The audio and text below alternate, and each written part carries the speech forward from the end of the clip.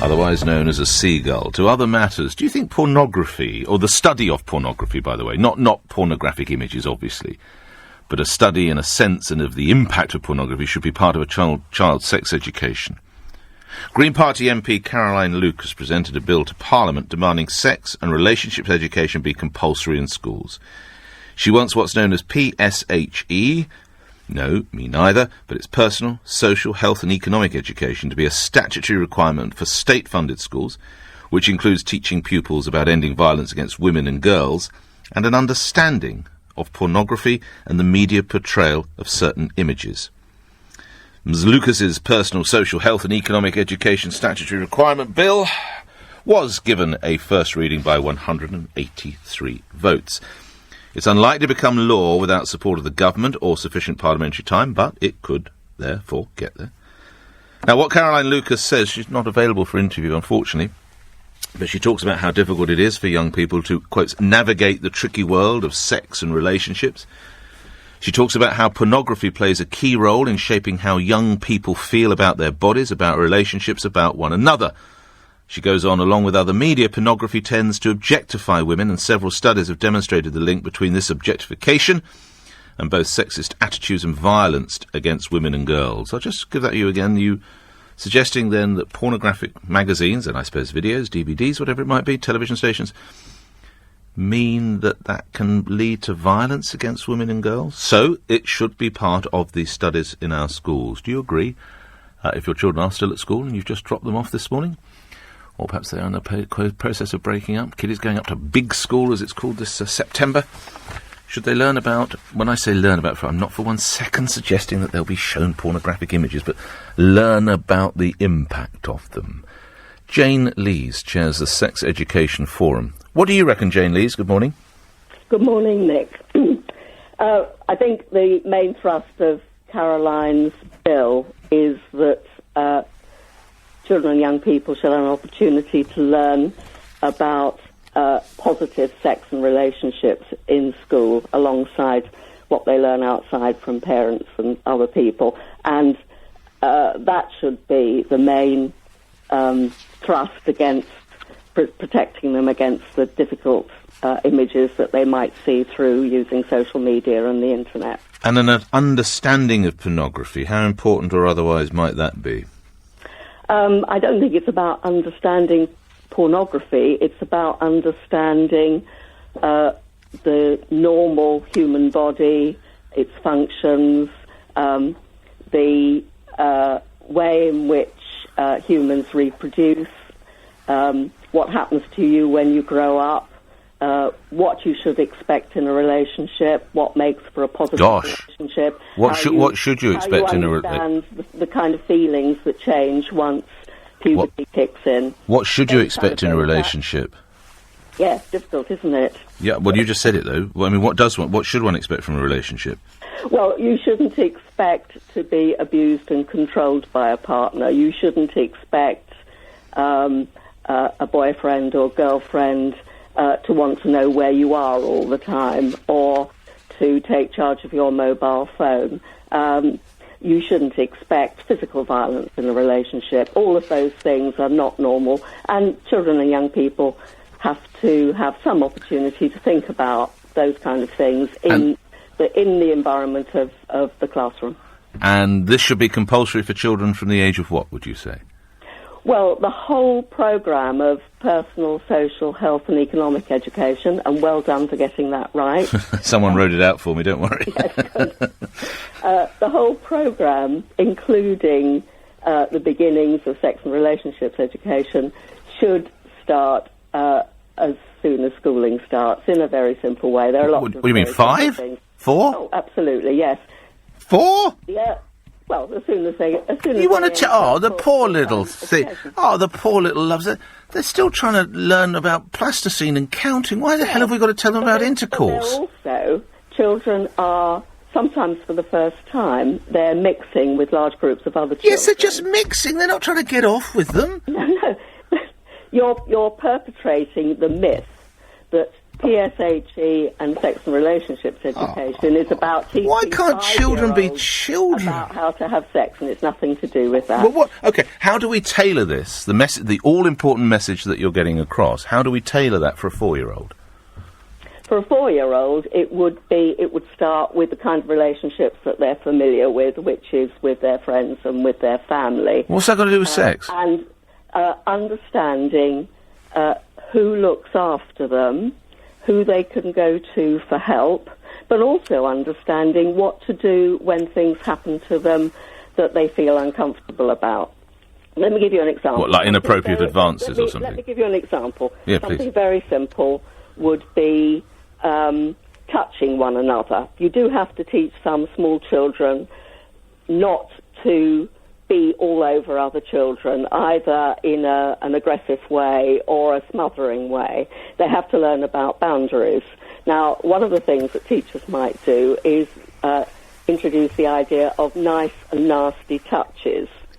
What kind of touches feel good and which kind of ones make you feel uncomfortable? And that might lead on to which parts of your body are private. Therefore! Alerting children in a very uncontroversial way to the fact that if they feel uncomfortable about certain kinds of things that might be happening to them, then they should go and tell a trusted adult like their teacher or maybe parent or relative. Of course, the trouble is the parent might sometimes be involved, or I suppose the teacher. Please stay on the line, Jane Lisa. I just want to get someone else into the conversation.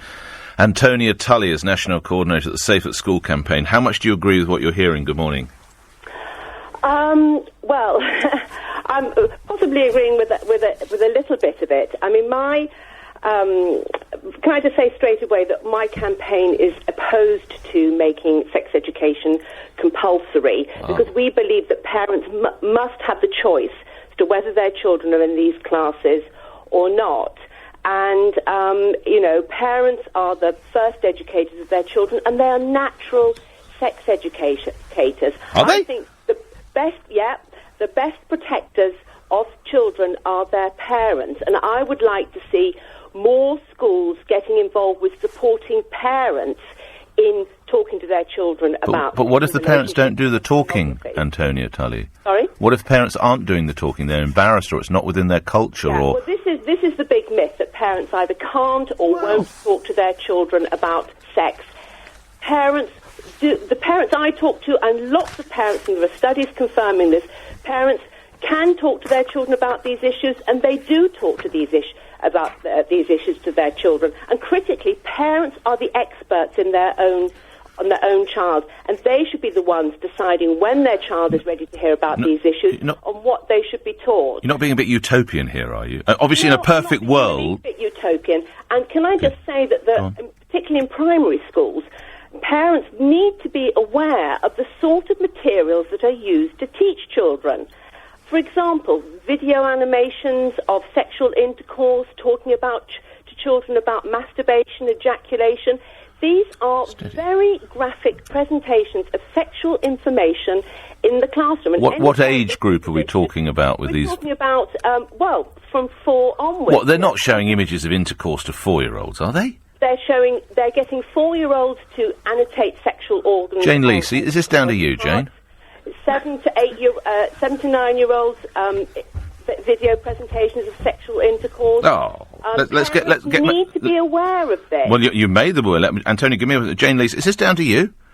No, it isn't down to me or any other person involved in. You can't agree with animated sexual cartoons for 4-year-olds. No, that's completely untrue. Antonia, you're telling lies. Untrue. No, you look at BBC Active SRE programme, you look at the Channel 4 Living and Growing, you look at the Christopher Winter Project. These are programmes widely used in primary schools throughout the country.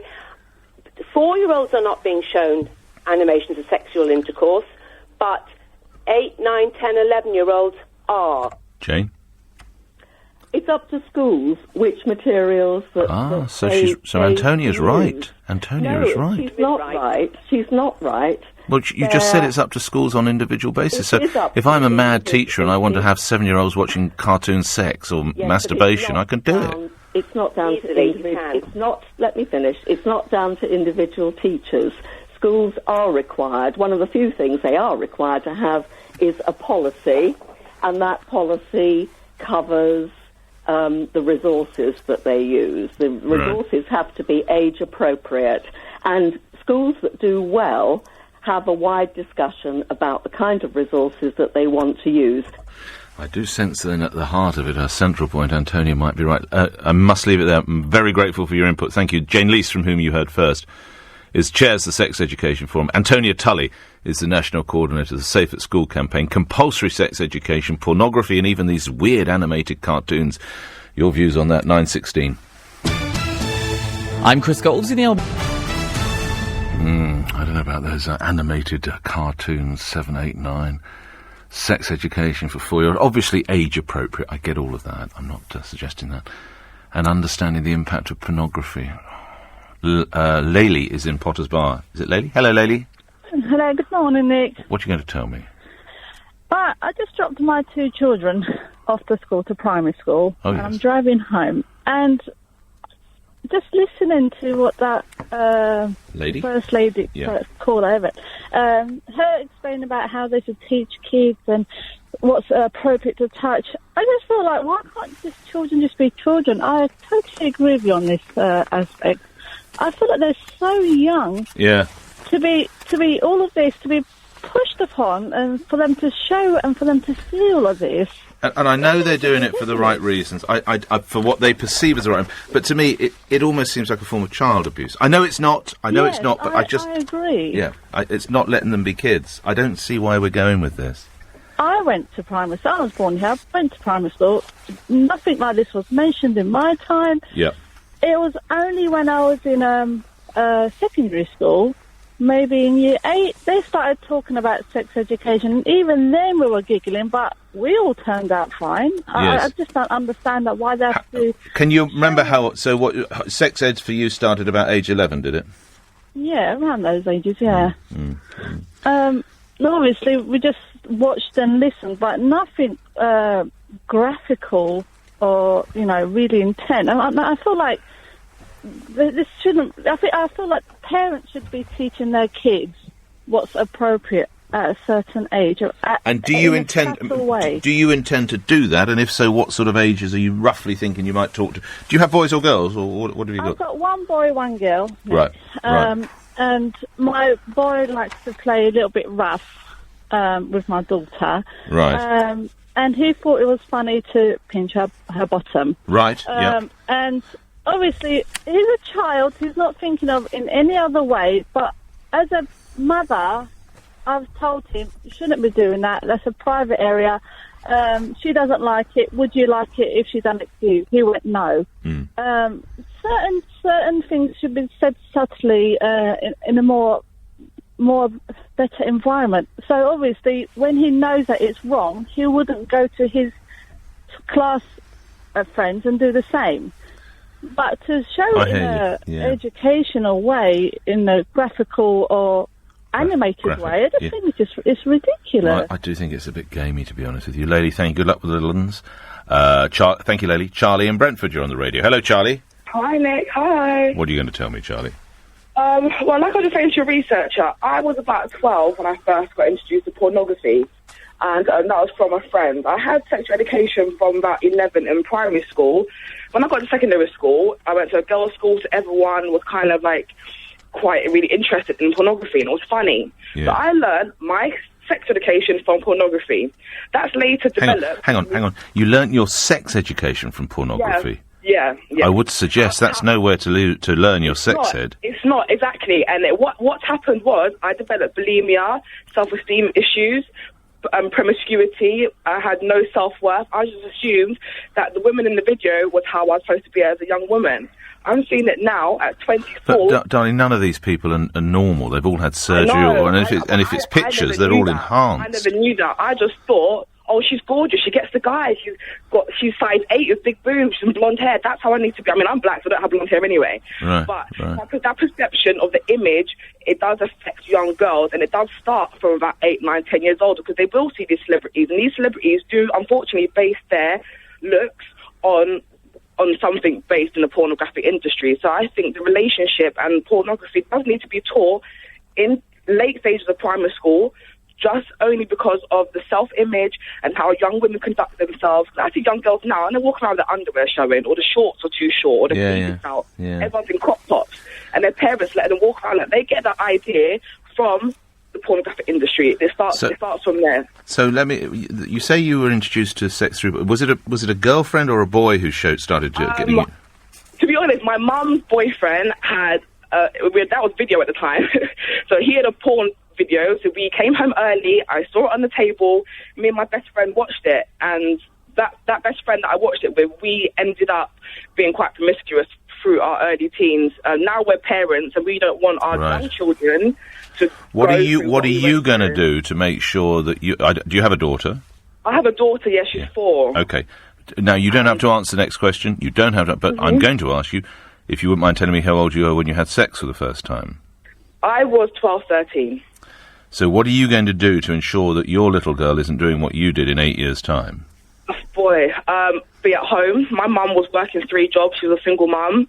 I'm married and my husband's out at work, so I can be at home. If I have to be at home and chaperone her and guard her everywhere so she doesn't end up doing the things that I did, I will do that. It comes to parenting. And, well, I was going to say, I sense your dad was not present then if your mum had a boyfriend. My dad he wasn't present, no. And when he did find out I had a boyfriend, he battered me. So it was a bit like...